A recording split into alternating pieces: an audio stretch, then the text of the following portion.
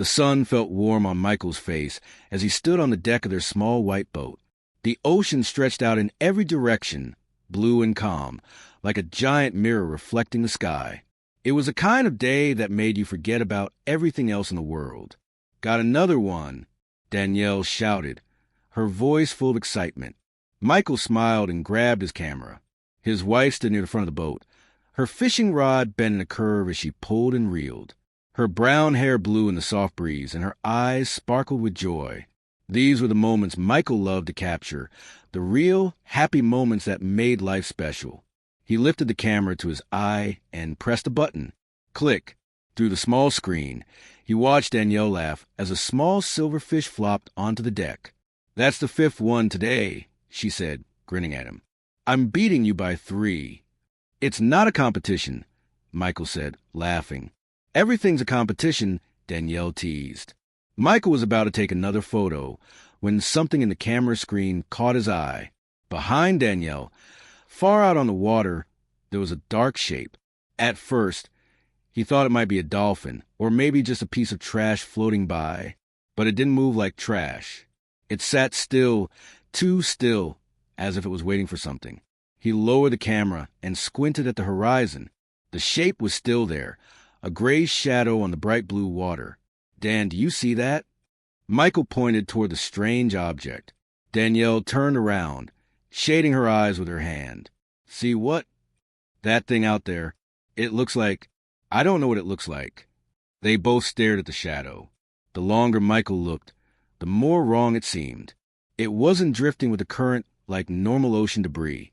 It just sat there, heavy and dark, like it was stuck to the water itself. "Should we check it out?" Danielle asked. Her voice had changed. The playfulness was gone, replaced by something quieter. Curiosity mixed with caution. Michael felt a strange pull in his chest. Part of him wanted to turn the boat around and head back to shore. But another part, the bigger part, needed to know what that thing was. "Yeah," he said. "Let's take a look." He started the boat's engine, and they moved slowly toward the mysterious shape. The closer they got, the more details Michael could see. It wasn't just a random piece of garbage. It was something built, something made by human hands. As they pulled alongside it, both of them gasped. It was a raft. Not a new, colorful raft like the ones people use at the beach. This one was old and worn, its gray surface covered in barnacles and seaweed. Parts of it looked like they might fall apart if you touched them, but it was still floating, still holding together after who knew how long at sea. "That's creepy," Danielle whispered. Michael grabbed a long pole they kept on the boat and gently poked the raft. It was solid, heavier than he expected. He used the pole to pull it closer until it bumped against their boat with a hollow thunk. That's when he saw the name. Painted on the side of the raft, barely visible under the grime and salt, were 2 words, Ocean Lark. "Ocean Lark," Michael read aloud. "That sounds like a boat name." "But where's the boat?" Danielle asked, looking around at the empty water. "If this is from a boat, where'd the boat go?" Before Michael could answer, he noticed something else. A thick rope was tied to one end of the raft, disappearing down into the dark water below. The rope was old but strong, pulled tight like it was holding something heavy underneath. "There's something down there," Michael said, his heart beating faster. Danielle leaned over the side of their boat, trying to see into the water. "You think we should pull it up?" Michael didn't answer right away. Every part of him knew this was one of those moments where you made a choice.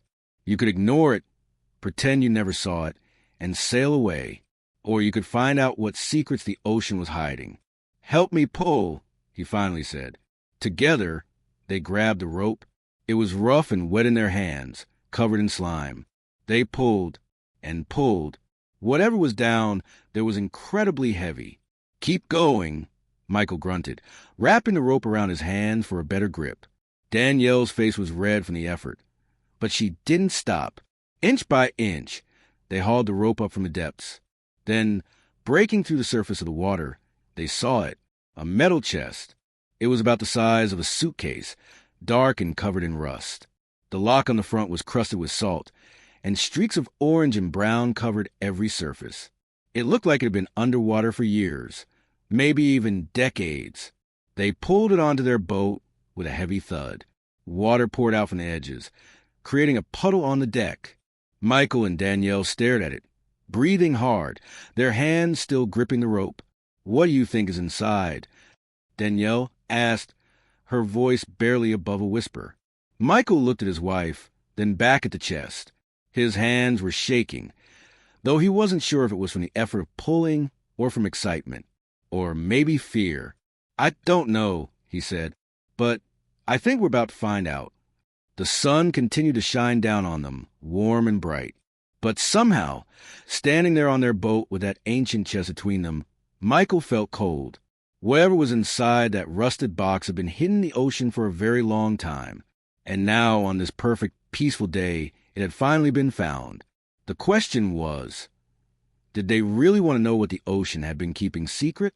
Michael reached for the crowbar they kept in the storage box. His fingers closed around the cold metal handle. It was time to open it. Michael wedged the crowbar under the rusted lock. His hands were still wet from pulling up the chest, and the metal tool kept slipping. "Be careful," Danielle said, kneeling beside him. "What if there's something dangerous inside?" "Like what?" Michael asked, trying to sound brave, even though his stomach felt tight with nervousness. "I don't know. Maybe chemicals? Or something that shouldn't be opened?" Michael paused. He hadn't thought about that, but looking at the chest, seeing how old it was, he didn't think anyone would lock away dangerous chemicals in the middle of the ocean. This felt different. This felt personal. "I think it's okay," he said softly. "I think someone wanted this to be found." He pushed down on the crowbar with all his strength. The lock groaned, a sad, creaking sound that seemed too loud in the quiet air. Then, with a sudden snap, it broke free. The chest was unlocked. Michael and Danielle looked at each other. Her eyes were wide, and he could see his own nervousness reflected in them. Together, they reached for the lid. It opened with a long, squeaking sound. Inside, wrapped in plastic bags that had yellowed with time, were treasures from another life. The first thing Michael pulled out was a notebook. The plastic had kept most of the water out, but the edges of the pages were still stained and wavy. The cover was dark blue, or at least it had been once. Now it was faded, with spots of mold in the corners. Danielle reached in and carefully lifted out a small cloth bag. When she opened it, 2 gold rings tumbled into her palm. They were tarnished and dull, but she could still see the engravings on the inside. "Wedding rings," she whispered. "Michael, these are wedding rings." He nodded, unable to speak. A heavy feeling settled in his chest, like a weight pressing down on his heart. Next came a photograph, sealed in a plastic sleeve. The image was damaged, colors faded, edges curled, but you could still see what it showed. A man and a woman stood on the deck of a boat, their arms around each other, huge smiles on their faces. Behind them, painted on the boat's side, was a name, Ocean Lark. Michael flipped the photo over. On the back, written in blue ink that had started to blur, were the words, "Sam and Vic, our adventure 2009. 2009, Danielle said quietly. "That's 16 years ago." 16 years, Michael repeated. "This has been floating out here for 16 years. There was one more thing in the chest, a ledger, a book where someone had written entries like a diary. Michael opened it carefully, afraid the pages might fall apart in his hands. The handwriting was messy, sometimes hard to read, but he could make out most of it. He began to read aloud, his voice shaking. "Day 47. The storm damaged more than we thought. The radio is completely dead. We've tried everything to fix it, but nothing works. Victoria says we need to stay positive. She's right. We'll be okay. Someone will find us." Michael turned the page. His throat felt tight. "Day 53. Water supplies are getting low. We're rationing everything now. 1 cup each per day. The sun is so hot. I try to keep Vic in the shade, but there's not much shade on a raft. She doesn't complain, though she never complains. That's why I love her." Danielle put her hand over her mouth. Tears were forming in her eyes. Michael continued, though he almost didn't want to. "Day 58. I'm writing this for whoever finds it. We know we might not make it. We've accepted that. But we want someone to know we were here. We want our families to know we tried. We never stopped trying. Tell them we love them. Tell Lydia I'm sorry I was stubborn about taking this trip. Tell Vic's parents their daughter was the bravest person I ever knew. We're putting this chest on the raft and tying it down. If you find it, please tell our story. Please let them know. We existed. We mattered. We loved each other until the very end. That was the last entry.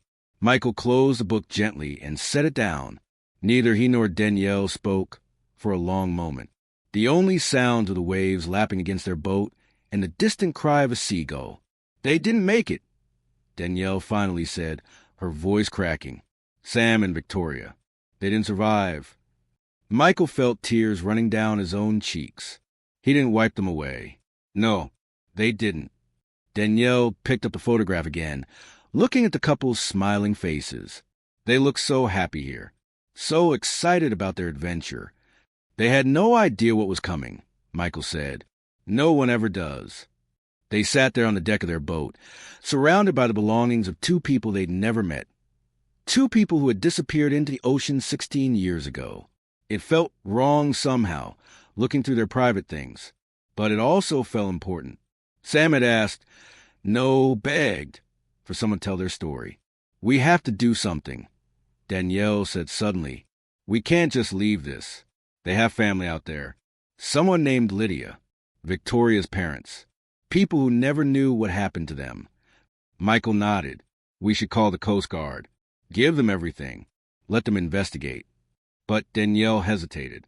What if the families don't want to know? What if it's easier for them to imagine Sam and Victoria are alive somewhere, living a happy life? Sometimes not knowing is better than knowing something terrible. Would you want to know? Michael asked, if it was me out there and you never knew what happened, would you want someone to tell you the truth? Danielle was quiet for a long time. She looked out at the ocean, at the endless blue that had swallowed Sam and Victoria whole. When she finally spoke, her voice was firm. Yes, I would want to know. I would need to know. Then we tell them, Michael said, we find Lydia. We find Victoria's parents. And we give them closure. It's what Sam asked us to do. Danielle nodded, wiping her tears away. Okay, let's go back to shore. Let's make some calls. Michael started the engine, but before they left, he took one last look at the raft still floating beside their boat. The ocean lark's last piece, drifting alone on the water for 16 years, holding on to its secrets until someone was meant to find them. Maybe that someone was always supposed to be them. Maybe this whole day, the fishing trip, the photograph, the shadow in the water, was leading them to this moment. As they sailed back toward land, Michael carefully wrapped the notebook, the rings, and the photograph in dry towels. These weren't just objects anymore. They were memories. They were love. They were proof that Sam and Victoria had lived, had fought, had hoped. And now, finally, their story would be told. The sun was starting to set, painting the sky in shades of orange and pink. It was beautiful. But Michael couldn't enjoy it the way he had that morning. Everything felt different now. He understood something he hadn't before. The ocean was full of stories. Some were still being written. Some had ended long ago. And some, like Sam and Victoria's, were just waiting to be discovered. The Coast Guard station smelled like salt water and coffee. Michael and Danielle sat in uncomfortable plastic chairs, the chest resting on the floor between them. They had called ahead, explaining what they'd found. And now they were waiting to speak with someone who could help. A door opened, and a tall woman in a blue uniform walked toward them. Her name tag read, Officer Martinez. You're the couple who found the raft? She asked. Michael stood up. Yes, ma'am. We were just fishing, and we saw it floating. We didn't expect to find all this. Officer Martinez knelt down and opened the chest carefully. She examined each item, the notebook, the rings, the photograph, with gentle hands and sad eyes. When she read the entries in the ledger, Michael saw her jaw tighten. The ocean lark, she said quietly, more to herself than to them. I remember this case. I was just starting out 16 years ago when the report came in. A couple went missing on a sailing trip. Search and rescue looked for weeks. but they never found anything. Eventually, the case went cold. Do you know their families? Danielle asked. Sam mentioned someone named Lydia in his writing. Officer Martinez nodded slowly. Lydia Hale. She's Sam's sister. She still lives about 2 hours from here. She never stopped looking for answers. Every few years, she'd call us, asking if there was any news. She looked up at Michael and Danielle. This is going to change everything for her. After 16 years of wondering, she'll finally know. Is that good or bad? Michael asked, We keep wondering if maybe it's better not to know. Officer Martinez stood up, carefully placing the photograph back in the chest. Not knowing is its own kind of torture. Trust me, Lydia will want to see this. She deserves to know what happened to her brother. 3 hours later, Michael and Danielle found themselves driving through a quiet neighborhood in a nearby city. Officer Martinez had called Lydia, explained the situation, and arranged for them to meet. Lydia had insisted on seeing the people who found her brother's belongings. They pulled up to a small yellow house with white shutters. Before they could even get out of the car, the front door opened. A woman in her 60s stood on the porch, her hand covering her mouth. Even from a distance, Michael could see she was crying. That's her, Danielle whispered. They got out of the car slowly, carefully carrying the chest. Lydia walked down the porch steps toward them, her legs shaky. You found him? She asked, her voice breaking. You found something from Sam? Yes, ma'am, Michael said gently. We found his raft, and this chest. He left messages. For you. Lydia's knees seemed to give out. Danielle rushed forward, helping her stay steady. Together, they guided her to a bench on the porch. Michael opened the chest and handed Lydia the notebook first. She held it like it was made of glass, like it might disappear if she held it too tight. With trembling fingers, she opened the first page and began to read. Minutes passed. The only sound was Lydia's quiet crying and the rustle of pages turning. When she reached Sam's final entry, the one asking whoever found a chest to tell his story, she pressed a notebook to her chest and sobbed. He was so stubborn, she said through her tears. I told him that trip was dangerous. I begged him not to go. But Sam never listened. He said he and Victoria needed an adventure. She looked up at Michael and Danielle. He was my little brother. I was supposed to protect him. You couldn't have stopped what happened, Danielle said softly, sitting beside her. The storm, the damaged radio, that wasn't anyone's fault. Sam and Victoria fought to survive. They never gave up. Lydia picked up the photograph, touching the image of her brother's smiling face. He looked so happy here. He was, Michael said, and in his writings, all he talked about was how brave Victoria was, how much he loved her.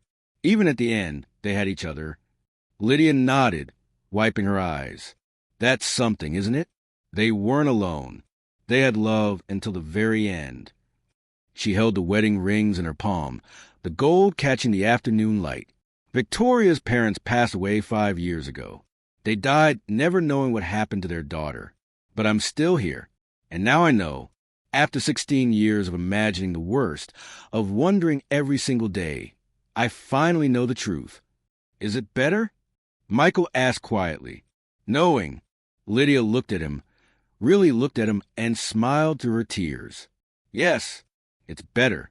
The wondering was killing me slowly. This, she gestured the chest and its contents. This is painful, but it's also closure. It's proof that Sam existed, that he loved, that he fought. And now I can stop waiting for him to come home. I can let him rest. She stood up and hugged Michael, then Danielle, holding on tight like they were family. Thank you, she whispered. Thank you for not ignoring what you found. Thank you for caring about 2 strangers enough to bring them home to me. As Michael and Danielle drove away from Lydia's house, the sun was setting again, just like it had the day before. But this sunset felt different, heavier, more meaningful. We did the right thing, Danielle said, though it sounded like she was trying to convince herself. Yeah, Michael agreed. We did. They drove to a lookout point near the beach and sat on a bench overlooking the ocean, the same ocean that had taken Sam and Victoria. The same ocean that had kept their secrets for 16 years. The same ocean that had finally decided it was time to tell the truth. Do you think they're at peace now? Danielle asked. Michael thought about Sam's words in the notebook, about how he wanted someone to know they existed, that they mattered, that they loved each other. Yeah, he said, I think they are, because their story didn't end in that raft. It continued. Through us, through Lydia. Their love is still here, still real, still being remembered. Danielle leaned her head on his shoulder. When we woke up yesterday morning, we thought we were just going fishing. Life's funny that way, Michael said. You never know when something important is going to happen, when you're going to be exactly where you need to be, exactly when you need to be there. The waves crashed against the shore below them, endless and eternal. Somewhere out there, other stories were still waiting to be found. Other secrets were drifting on the currents. Other lives were intersecting in unexpected ways. Michael pulled out his camera, the same camera that had captured that first glimpse of the raft in the distance. He looked at the photo of Danielle from yesterday, her smile bright, the mysterious shadow in the background. One simple photograph had changed everything. He put the camera away and took Danielle's hand. They sat together in the fading light. Two people who had started the day looking for fish and ended it finding something far more important. The power of one person to make a difference. The importance of telling stories that deserve to be told. The truth that sometimes the ocean gives back what it has taken. Sam and Victoria's adventure had ended in tragedy, but their story, their love, would live on forever, carried forward by everyone who heard it. And that, Michael realized, was a different kind of miracle. Did this story touch your heart? Do you believe in miracles hidden in everyday moments? If this story moved you, please like this video. It helps share Sam and Victoria's story with others who need to hear it. Share this with someone who believes in the power of love and never giving up, even when times are hard. And don't forget to subscribe so you never miss another incredible true story that reminds us what really matters in life. What would you do if you found a message from the past? Tell us in the comments below. Remember, every day is an adventure. You never know when you'll be exactly where you need to be to change someone's life, or to learn something that changes yours. See you in the next story.